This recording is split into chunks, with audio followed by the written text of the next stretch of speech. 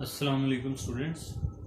हमारा आज का टॉपिक विटामिन से रिलेटेड है, इनकी जनरल करैक्टरिस्टिक्स, और आगे हम कुछ विटामिन्स का जो है वो बायोलॉजिकल रोल या फिजियोलॉजिकल रोल वो भी डिस्कस करेंगे। इनकी प्रॉपर्टीज़ में, इनकी करैक्टरिस्टिक्स में इम्पॉर्टेंट बातें ये हैं कि ये एसेंशियल न्यूट्रिएंट्स हैं जो कि नॉर्मल जो मेटाबॉलिज्म के प्रोसेसेस हैं उनके लिए चाहिए होती हैं, और इसके अलावा ये ग्रोथ और हेल्थ मेंटेनेंस के लिए इम्पॉर्टेंट है।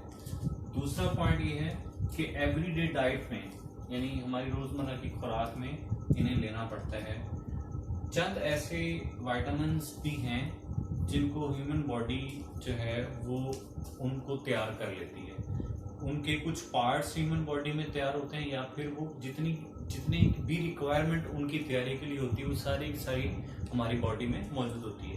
उन विटामिन्स की एग्जांपल है विटामिन डी जो कि कोलेस्ट्रॉल से बनता है, और नायासिन जो कि ट्रिप्टोफैन से बनता है। चौथी इंपॉर्टेंट प्रॉपर्टी है कि आपको पता है इनकी दो क्लासेस हैं, वाटर सॉल्युबल विटामिन्स और फैट सॉल्युबल विटामिन्स।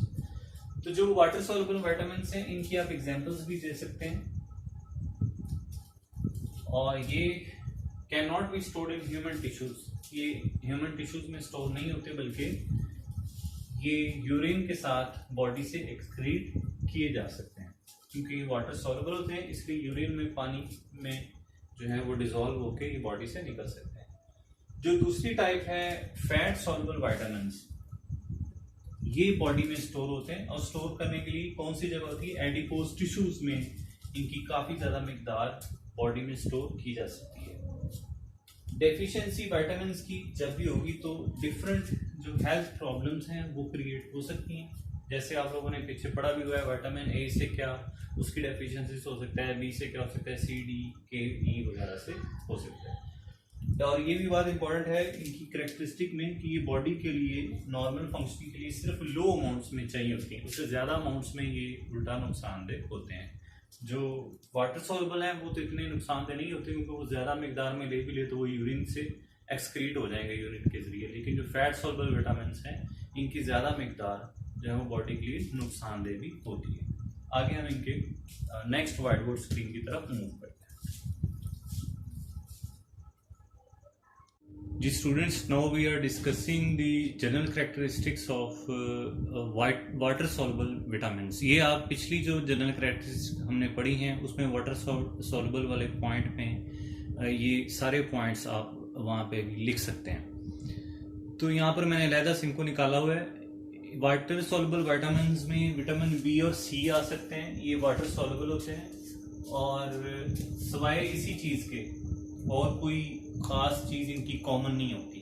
बस यही चीज़ कॉमन होती है कि दोनों वाटर सॉल्युबल हैं, और एक्सेस ऑफ देम, ये पहले भी बात हुई, यूरिन की शक्ल में निकाला जा सकता है। इसका मतलब है कि हाइपर विटामिनोसिस, यानी विटामिन की मिकदार ज़रूरत से ज़्यादा हो जाए तो वो उसकी कोई टॉक्सिसिटी जो है वो नहीं होती। और most of these act as coenzyme. जो वाटर सॉल्युबल विटामिन्स हैं ज़्यादातर ये कोएंजाइम्स का काम करते हैं। पहले इसमें विटामिन बी की जो डिफरेंट टाइप्स हैं उसमें पहले विटामिन की तरफ आते हैं। थायामीन विटामिन बी है, इसका स्ट्रक्चर जो है ये आप लोगों ने पहले किया हुआ है, तो इसके स्ट्रक्चर को मैं यहाँ डिस्कस नहीं करूंगा।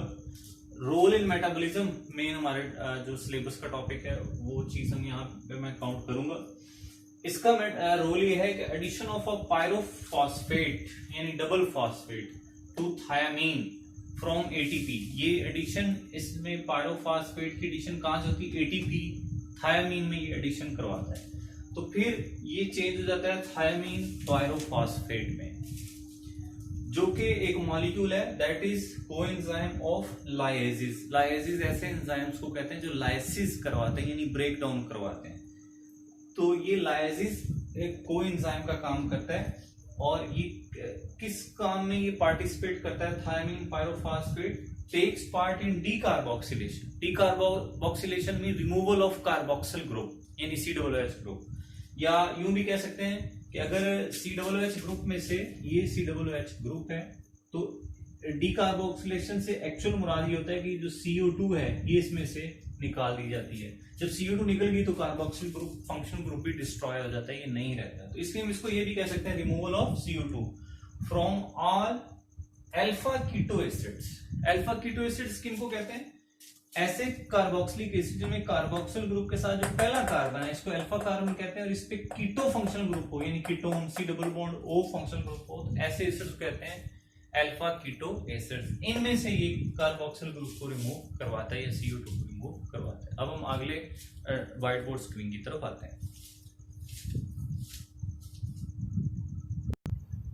Students, let's move towards the next vitamin B, that is also called riboflavin. Just role in metabolism इनके डिस्कस किए गए हैं। तो ये एक कंपोनेंट है फ्लेविन एंजाइम्स का, FAD और FMN। These are coenzymes of oxidoreductases, या इन्हें कहते हैं डिहाइड्रोजिनेज, यानी ऐसे एंजाइम्स जो ऑक्सीडेशन या रिडक्शन करवाएं, और ऑक्सीडेशन के एंजाइम्स को हम डिहाइड्रोजिनेजेस भी कहते हैं, यानी रिमूवल ऑफ हाइड्रोजन करवाने वाले एंजाइम्स। इन एंजाइम्स के ये कोएंजाइम्स होते हैं FAD और FMN।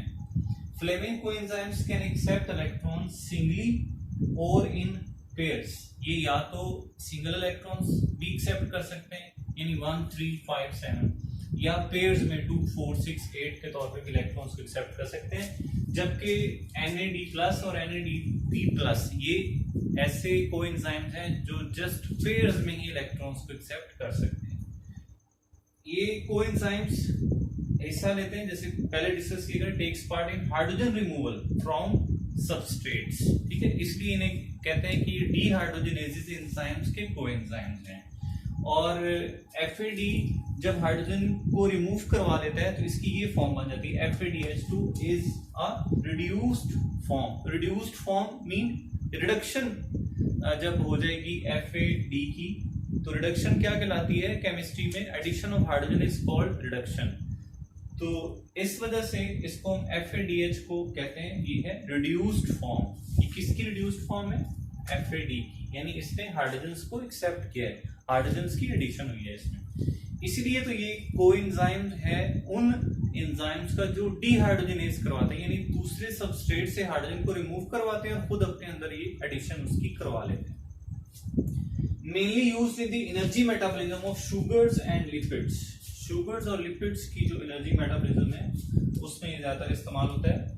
जो इन एंजाइम कोएंजाइम्स की एक्टिवेशन है ये याद रखें हमेशा ATP डिपेंडेंट होती है, ATP चाहिए होती है इन कोएंजाइम्स की एक्टिवेशन के लिए। तो थैंक यू फॉर वाचिंग। अगली व्हाइट बोर्ड स्क्रीन तरफ होगा। Let's move towards the third vitamin नायासिन।